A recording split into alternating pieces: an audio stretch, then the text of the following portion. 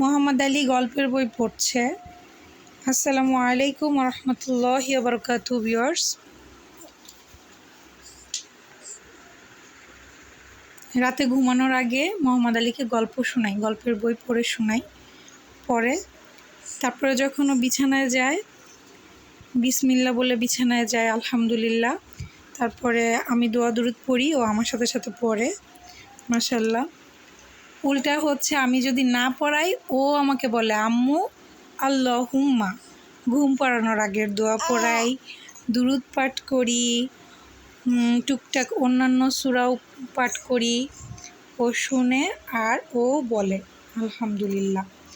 আপনারাও আপনাদের বাচ্চাদেরকে এইভাবে ঘুমানোর আগে দোয়া দুরুদ পড়াবেন, বই পড়ে শোনাবেন।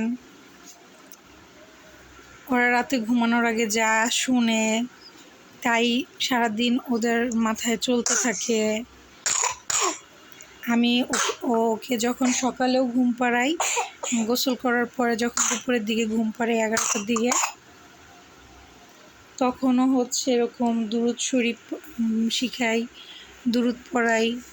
তারপরে মা বাবার জন্য দোয়া পড়াই, তারপরে রিজিকের দোয়া পড়াই। আপনারাও আপনাদের সন্তানকে এরকমভাবে ঘুমানোর আগে ভালো ভালো দোয়া, মুসলমান যারা আছেন তারা দোয়া এবং দুরুদ পড়ে শোনাবেন ইনশাআল্লাহ।